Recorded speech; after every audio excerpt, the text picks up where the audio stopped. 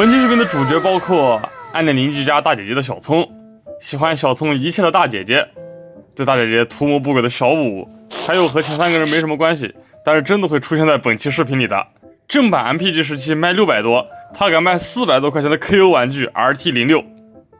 说实话，他做的还真不错，个人认为他的手感大概有官方70%的水平，改模比较到位，质量方面可以说 RT06 与 MPG17基本就是 MD 与 SS86个人看来，它最大的问题就是贵。我觉得以目前的 MPG17价格走势而言，这款 RT06降到1亿开头才算是值得入手的好价。Hello， 各位亲爱的观众朋友，我是潮头。本期视频给各位带来的是 MPG17的 KO 产品 RT06。首先感谢阿杰借给我玩具，让我可以免费并且更快的拍摄。关注阿杰喵，关注阿杰，谢谢喵。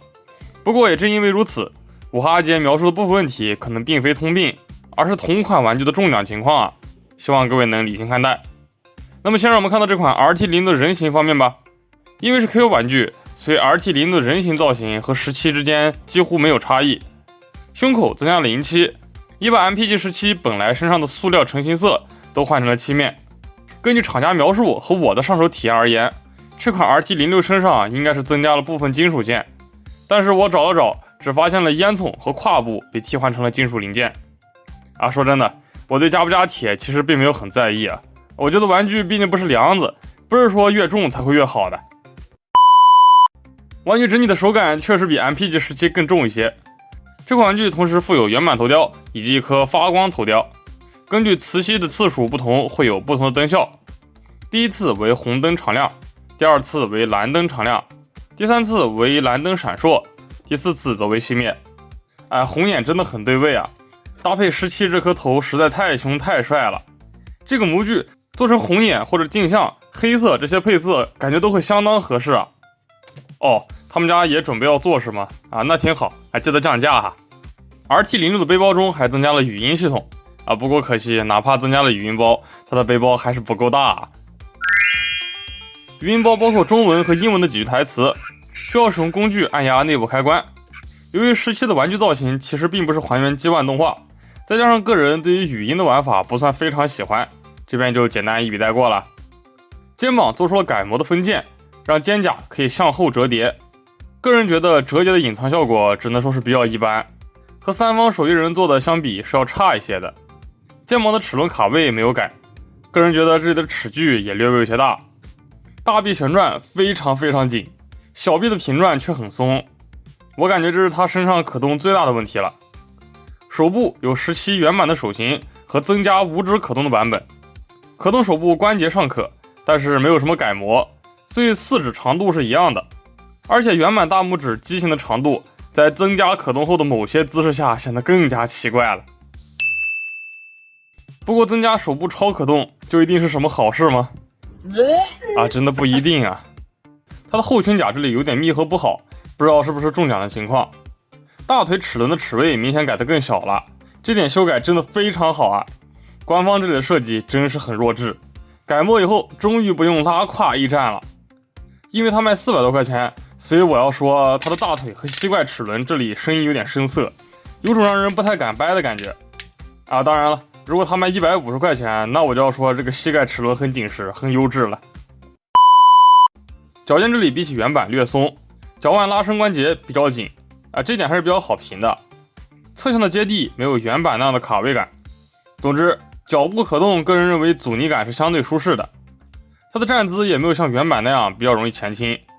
总之，这款人形改动不多，但是改动都很精髓虽然是全漆面，但是个人认为这样经典风格的造型下，漆面对于质感的增强并不算很多。合金零件的添加确实让它的坠手感更强了。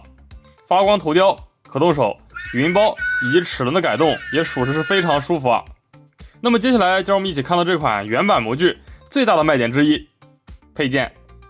武器配件方面依旧是我们 Style Generation 经典风格擎天柱的各种武器配件大杂烩领导模块、大枪、热熔刀、能量斧、盾斧，一个 3D 打印插不到底的车厢连接件，还有就是用来致敬老玩具和搭载各个配件的透明连接件。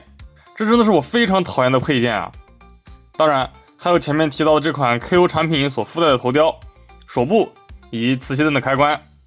领导模块是金属件，涂装和透明件发色都很漂亮。不过就它这可动手的把持力度，难怪当时把领导模块递给通信小的时候会握不稳呢。大枪依旧可以磁吸解锁3种闪烁的灯光，灯泡有些突出，比较影响造型的美观。可动手对于热熔刀和大枪的握持力度真的相当一般，把玩过程中很容易就会脱落啊。反倒是原版握持会有些过紧的盾斧，它握持的力度相当好。原版能量斧卡扣存在的问题，这款也并没有解决。TT 这里的设计真是神了啊！这个配件就感觉像是最后临时加上去的一样。透明零件搭载武器的玩法，我真的觉得很烂。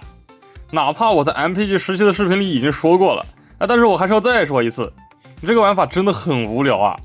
强行把一些配件用连接件搭载在身上是何意味呢？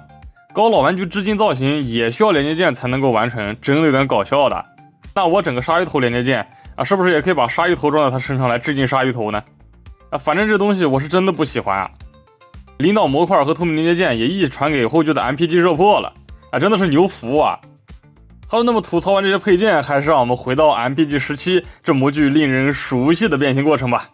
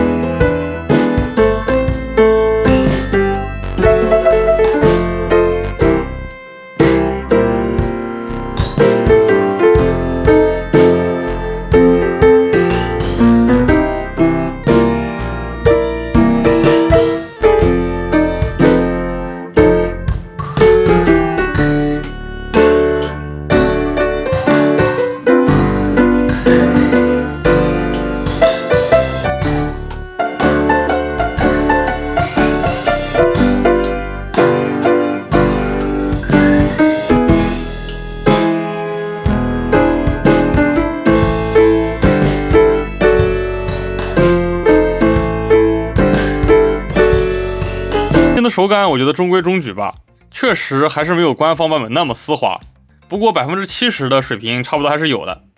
就是大臂的旋转关节太紧了，小腿盖板这块零件的密合略显困难，车厢连接的位置旋转有点紧，头部拔出、肩胛扣合、油桶翻出都比较紧。这边也简单分享一下个人认为变形时需要注意的点吧。首先，变形时头部需要旋转180度，再翻入胸口，这样可以防止口罩的剐蹭。进气格栅塞入胸口时，可以先卡入再翻折，但是我觉得这里怎么变形都会略微使用到塑料韧性啊。如果说你有更好的变形方式，欢迎在评论区告诉我。好的，那么总结一下这款 MPG17的 KO 产品 RT06 吧。